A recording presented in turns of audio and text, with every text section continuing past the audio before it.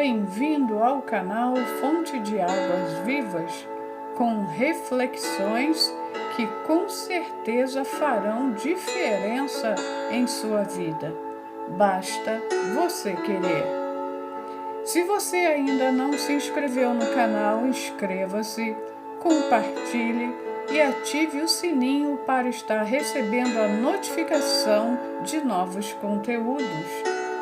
Hoje vou ler capítulo 4, com o título Os Incrédulos e o Espírito Santo.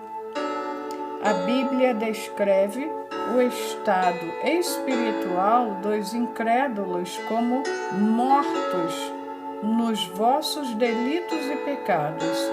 Efésios 2, verso 1. Isso não quer dizer que o incrédulo não tenha alma.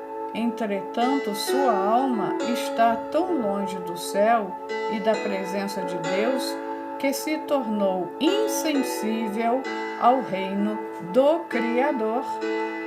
Se persistir nesse estado caótico, ao morrer fisicamente, sua alma irá para o inferno, que é um lugar separado do céu e de Deus. O que podemos fazer por essas almas endurecidas e insensíveis, mortas em delitos e pecados? Esclarecer-lhes que devem renunciar a seus pecados e aceitar a vida eterna que Deus dá. Existe alguém que trabalha incessantemente entre os incrédulos, o Espírito Santo.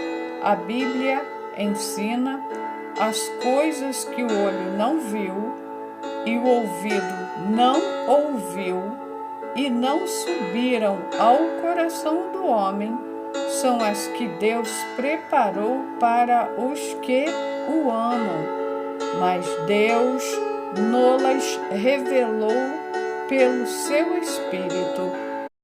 1 Coríntios, capítulo 2, versos 9 e 10. Em outras palavras, incrédulos não podem entender a salvação de Deus por meio dos 5 sentidos humanos ou da razão.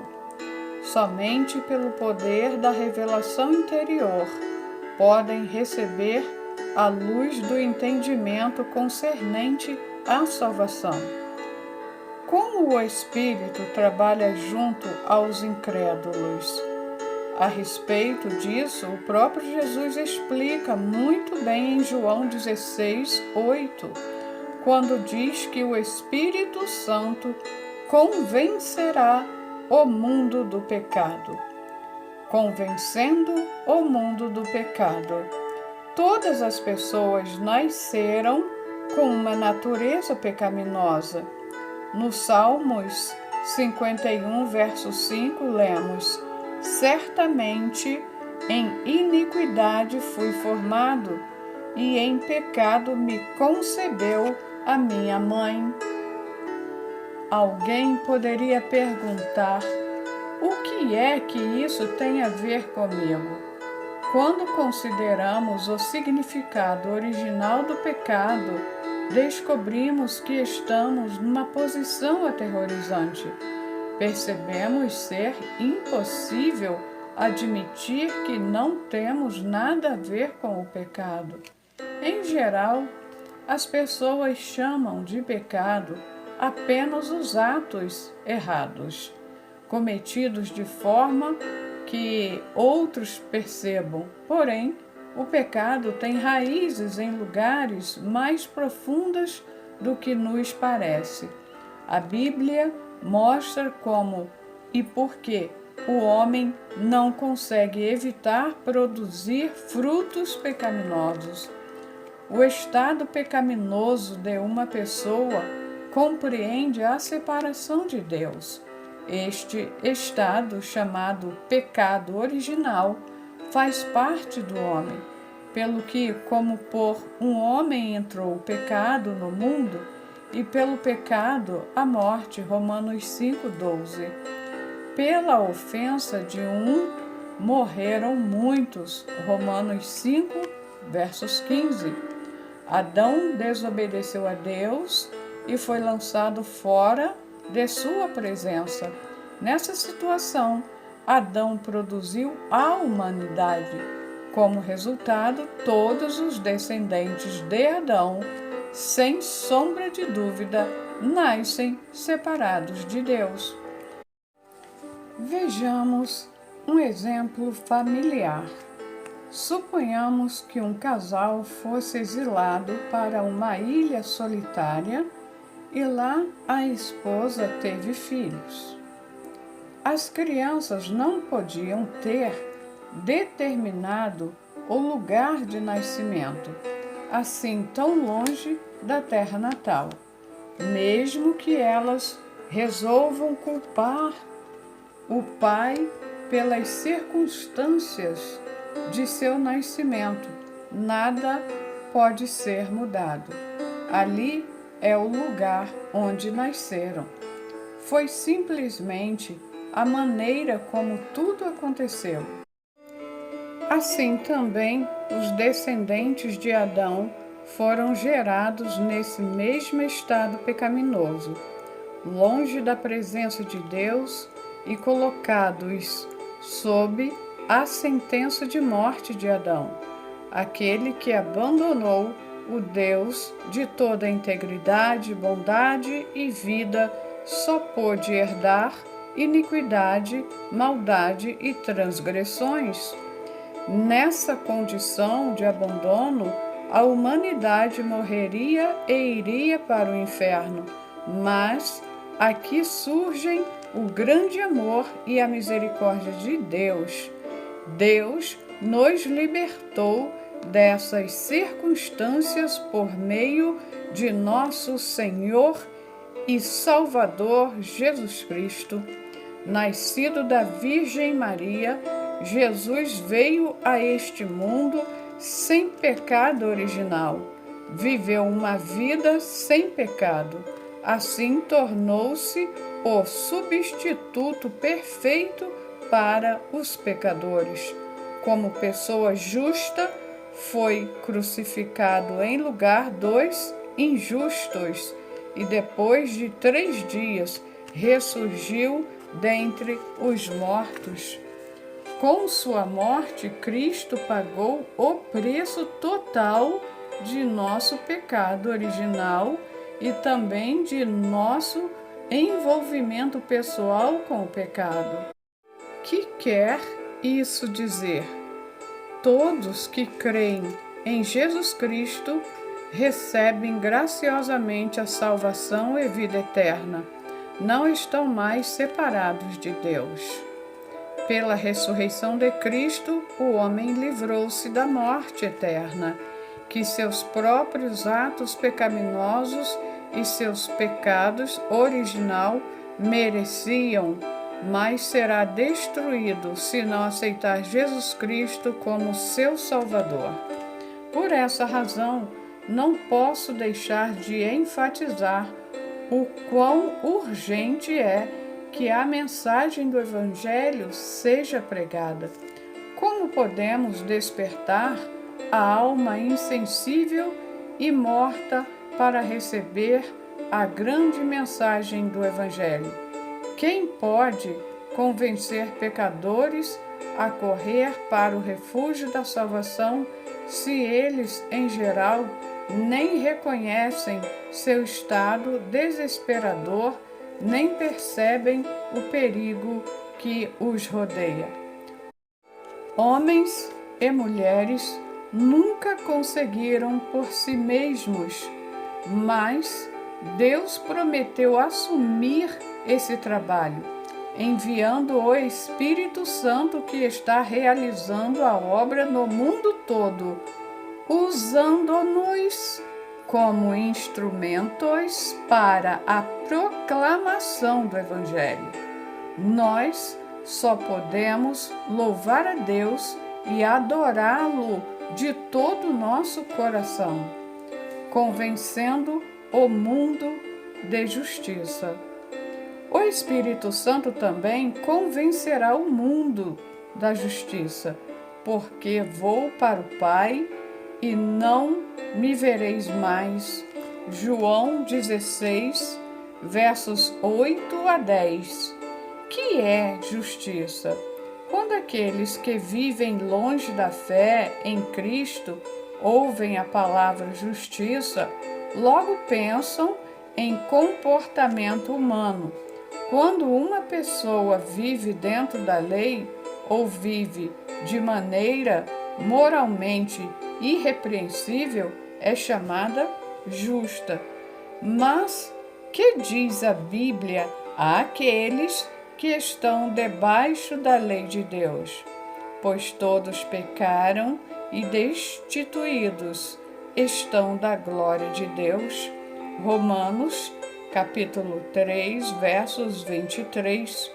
Por isso, ninguém será justificado diante dele por obras da lei.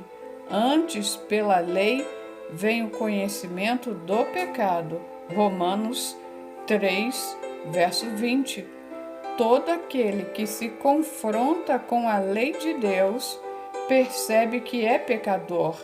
Portanto, todos não só estão fora da glória de Deus, como também fora de sua esperança. Então, quem poderia ficar perante o brilhante e glorioso trono de Deus, revelando uma vida pura, totalmente livre do pecado? Somos todos descendentes de Adão, portanto, incapazes de encontrar uma só pessoa isenta do pecado original, exceto Jesus Cristo, que foi, por obra do Espírito Santo, concebido na Virgem Maria e de quem o mesmo Espírito dá testemunho. Mas qual é a prova de que esse mesmo Jesus viveu uma vida justa e reta diante de Deus? A evidência é clara. Como já mencionamos antes, o apóstolo Paulo disse: pois todos pecaram e destituídos estão da glória de Deus. Isso quer dizer que pecadores não são qualificados para permanecer diante de Deus. Porém, lembremos-nos, Jesus disse que o Espírito Santo convenceria o mundo de justiça. Porque vou para o Pai e não me vereis mais, disse Jesus. João, capítulo 16, versos 10. Tal afirmação de Jesus foi mesmo cumprida? Sim. O que ele disse que aconteceria, aconteceu. Jesus morreu crucificado e carregou todos os pecados do mundo. Foi sepultado, sua tumba fortemente guardada pelas mãos dos seus inimigos. A despeito de tudo isso, ressurgiu dos mortos e mais tarde subiu aos céus na presença de testemunhas. Seu corpo nunca foi encontrado, apesar de o haverem procurado. Como evidência mais forte que essa, 50 dias depois de sua morte, Jesus enviou o dom do Espírito Santo a seus discípulos para capacitá-los a ver e ouvir de maneira clara. Pedro diz o seguinte acerca dessa experiência: Deus ressuscitou a este Jesus, do que todos nós somos testemunhas, de sorte que, exaltado pela destra de Deus, tendo recebido do Pai a promessa do Espírito Santo, derramou isto que agora vedes e ouvis. Atos, capítulo 2, versos 32 e 33. Toda carne quer fosse santa ou pecadora desde o começo da história da humanidade, com certeza morreu e deixou atrás de si seus restos mortais físicos, exceto Enoque e Elias, que foram arrebatados sem passar pela morte, foram tidos como justo pela fé. Mas a tumba vazia de Jesus Cristo testifica de forma silenciosa que Jesus está vivo, retornou ao Pai. Que significa para nós a justiça de Jesus? Um pecador não pode nunca redimir outros pecadores, mas a morte de Jesus redime nossos pecados. Citemos de novo Romanos 3, 23 e 24. Pois todos pecaram e destituídos estão da glória de Deus, e são justificados gratuitamente pela sua graça, pela redenção que há em Cristo Jesus. Notemos também essas referências sobre o que foi cumprido pela morte e ressurreição de Jesus. Aquele que não conheceu o pecado, ele o fez pecado por nós, para que nele fôssemos feitos justiça de Deus. 2 Coríntios, capítulo 5, verso 21. Ele, Jesus, foi entregue por nossos pecados e ressuscitou para nossa justificação. Romanos 4, verso 25. Jesus pagou por completo na cruz todas as dívidas da humanidade. O Espírito Santo agora dá testemunho de que, pela fé em Jesus, qualquer pessoa pode ser considerada como se nunca tivesse cometido um pecado. Isso quer dizer que podemos apresentar-nos perante a glória de Deus sem constrangimento e descansar no mérito de Jesus. Que graça maravilhosa e que bênção extraordinária é tudo isso! O Espírito Santo trabalha sem cessar, convencendo o mundo da maravilha dessa graça e verdade, para que todos possam crer no Salvador Jesus Cristo e ser salvos da destruição eterna, que seria consequência da separação de Deus. Hoje, não existe ninguém que possa ser justificado por seu próprio esforço diante de Deus, mas sim mediante a graça redentora de Cristo. É o dom abundante da justificação que nos garante a entrada no reino glorioso de Deus. Convencendo o mundo do juízo. Jesus também disse que o Espírito Santo convencerá o mundo do juízo, porque já o príncipe deste mundo está julgado. João 16, 8 a 11. Que juízo é esse de que a Bíblia fala? E quem é o príncipe deste mundo?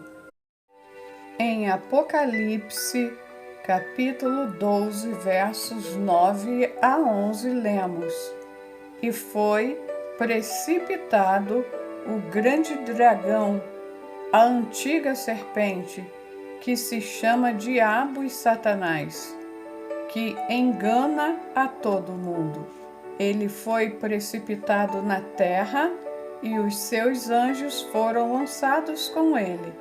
Então ouvi grande voz do céu que dizia: Agora é chegada a salvação, e a força e o reino do nosso Deus e o poder do seu Cristo, pois já o acusador de nossos irmãos foi lançado fora.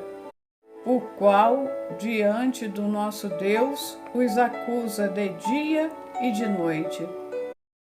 Eles o venceram pelo sangue do Cordeiro e pela palavra do seu testemunho. Não amaram as suas vidas até a morte.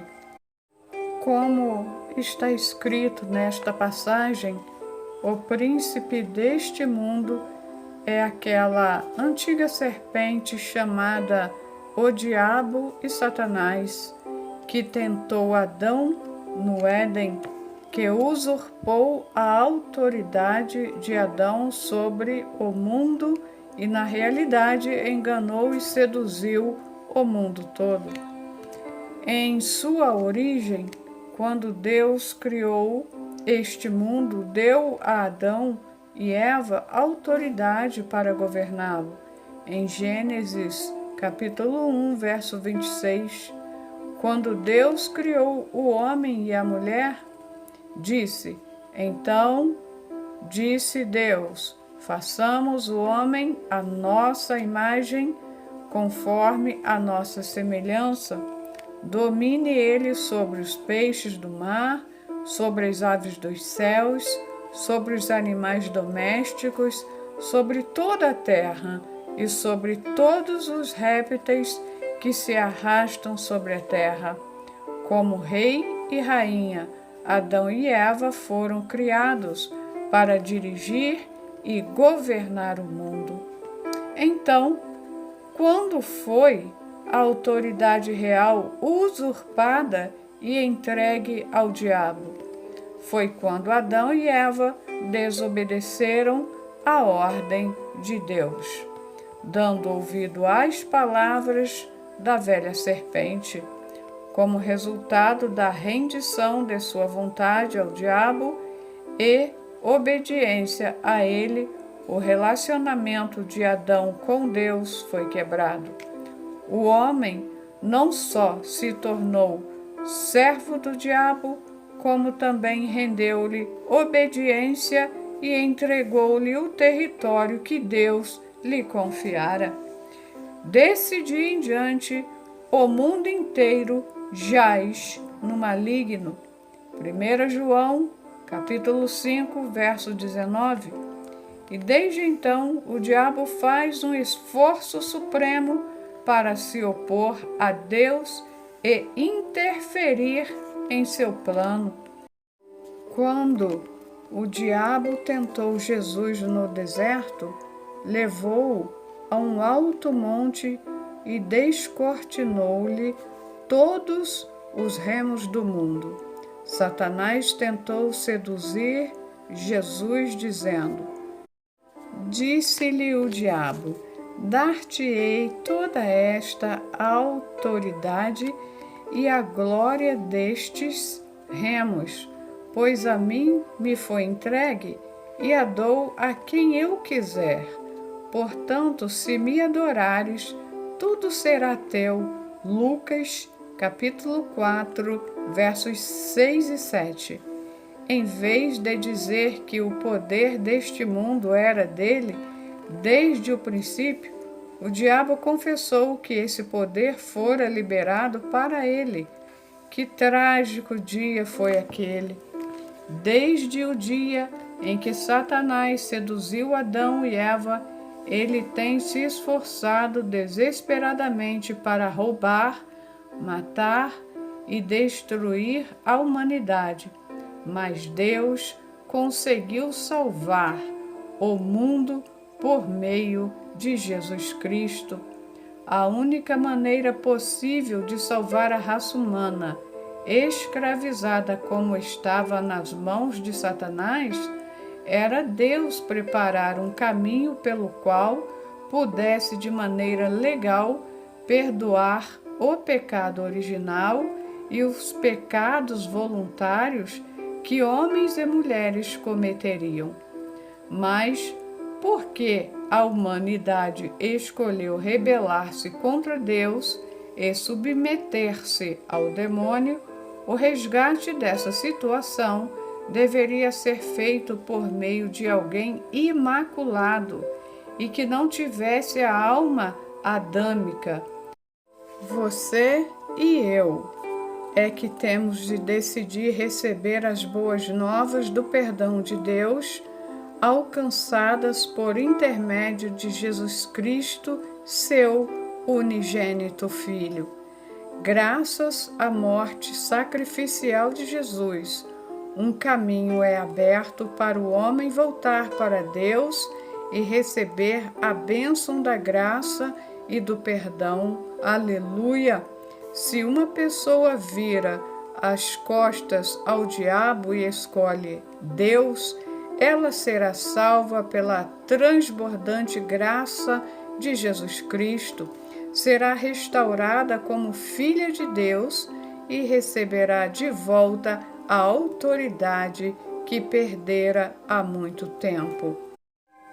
Quando Jesus morreu por nós, os enganosos estratagemas do diabo foram revelados diante da cruz. O diabo foi derrotado e julgado. Ele perdeu o poder legal de possuir o homem e o mundo. O diabo que escravizara a raça humana e roubara o mundo que Deus confiara ao homem foi condenado pelo poder de Deus revelado na cruz. A cruz foi para o diabo uma completa derrota, destruição e ruína de seus planos, um julgamento que teve como resultado sua condenação final e eterna. Mediante a morte sacrificial de Jesus Cristo, Deus abriu legalmente o caminho para o perdão e a restauração de toda a humanidade. E o diabo está incapacitado de impedir aqueles que estão voltando para Deus.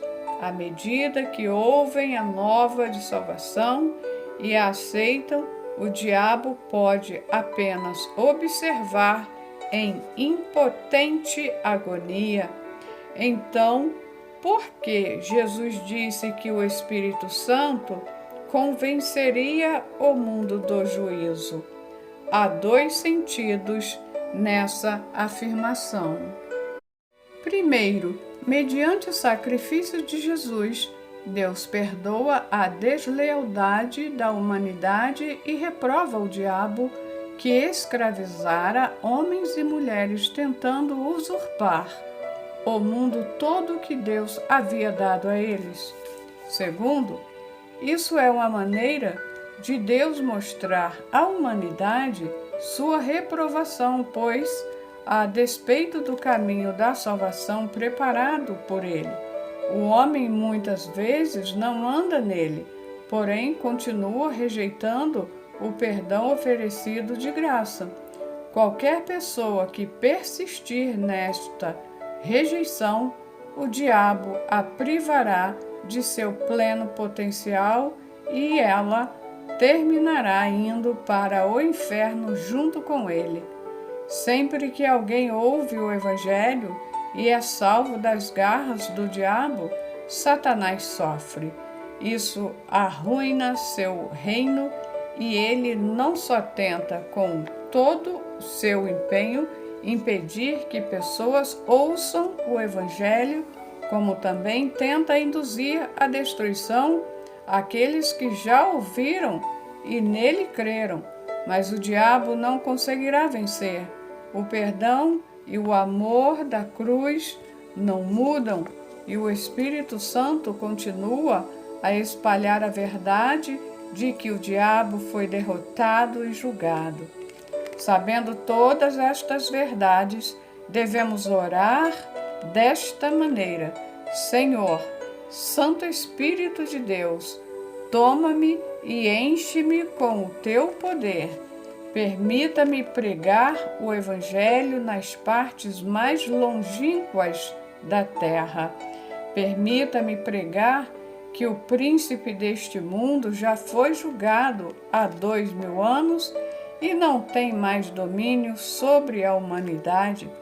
Então, mediante o perdão providenciado por Jesus, homens e mulheres deixarão o território de Satanás, voltarão à presença de Deus e receberão a régia autoridade que foi delegada a Adão e Eva no princípio. Que bênção maravilhosa é essa para a humanidade e que estarrecedor julgamento é esse para Satanás. Falando sobre sua eminente morte, Jesus disse: agora é o tempo do juízo deste mundo. Agora será expulso o príncipe deste mundo. João capítulo 12, verso 31. O diabo, aquele que, mediante pecado e ignorância, ganhou a oportunidade de entrar no mundo e tem tido implacável domínio sobre ele, está agora perdendo terreno dia após dia. Por quê? Porque muitos estão recebendo salvação ao ouvir o Evangelho. A cruz de Jesus foi o julgamento completo do diabo. Foi onde seu poder foi totalmente quebrado.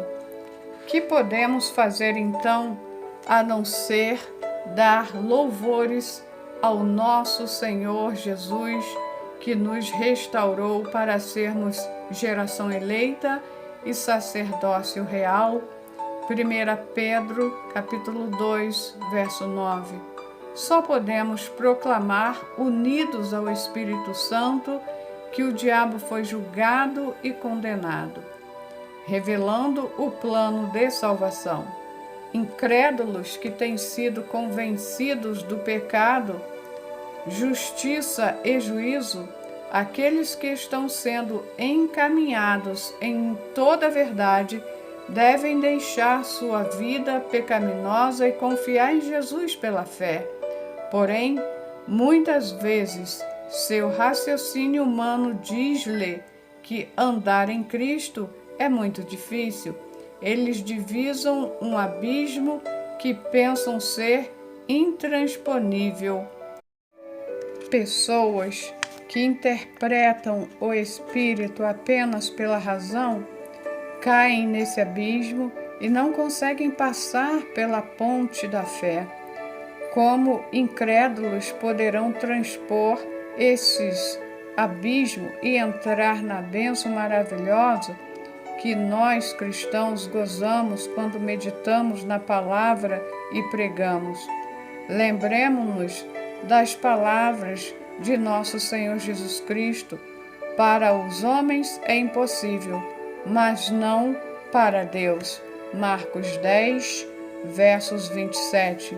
Deus realizou esse milagre que para o homem era impossível e ainda realiza milagre nos dias de hoje. A Bíblia testifica que a fé não pode ser possuída mediante o sentido humano. Ninguém pode dizer Jesus é o Senhor, senão pelo Espírito Santo. 1 Coríntios 12, versos 3. Como trabalha o Espírito Santo para levar incrédulos e aceitarem Jesus como seu Salvador pessoal? Devo admitir que isso só pode acontecer mediante um milagre. Novo nascimento representa verdadeiro milagre. Como foi milagre o nascimento de Jesus, sem pai humano, nascido da Virgem Maria. Respondeu-lhe o anjo: descerá sobre ti o Espírito Santo, e o poder do Altíssimo te cobrirá com a sua sombra. Por isso, o ente santo que de ti há de nascer será chamado Filho de Deus. Lucas, capítulo 1, verso 35. A encarnação de Jesus é puro milagre.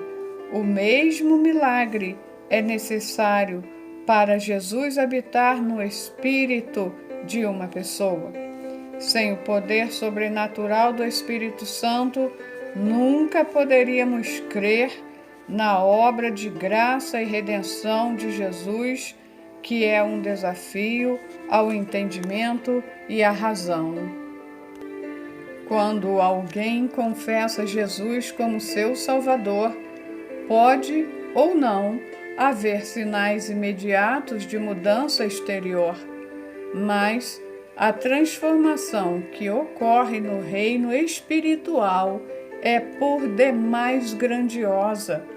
O Espírito Santo de Deus penetra no espírito da pessoa e move-se dentro dele de maneira misteriosa, ultrapassando a razão e a imaginação. O próprio Espírito Santo coloca a divina fé, a fé salvadora, no coração daquela pessoa.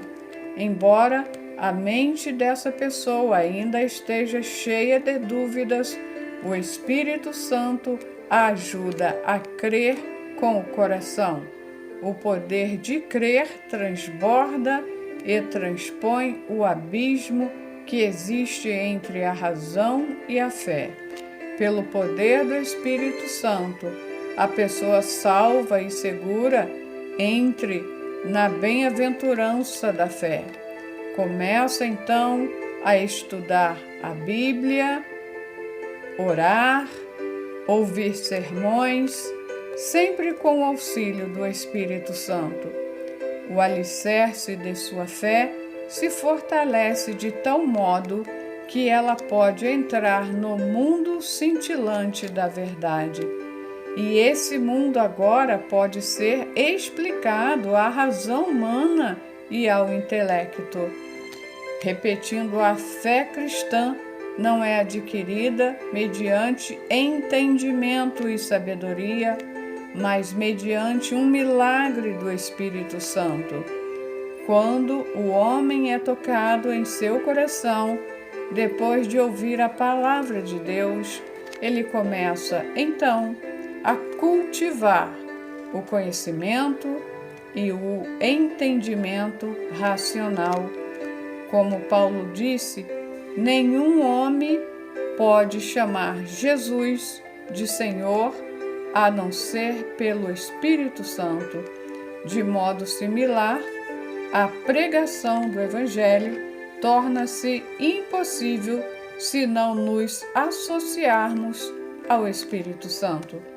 Hoje, muitas igrejas estão perdendo membros e muitos cristãos são atormentados por dúvidas, porque o homem tenta pregar o Evangelho de forma calculada e com esforço próprio. Isso é impossível. Nós precisamos do Espírito Santo. Quando tentamos encaminhar incrédulos ao Senhor, devemos, acima de qualquer coisa, orar com fervor pela miraculosa ajuda do Espírito Santo, tornando-nos seus instrumentos e permitindo-lhe usar-nos numa pregação cheia de sua plenitude. Só depois de tomadas estas atitudes é que poderemos ver diante de nossos olhos bênçãos imagináveis. Poderemos então presenciar rebanhos de pessoas entrando no mundo abençoado da fé.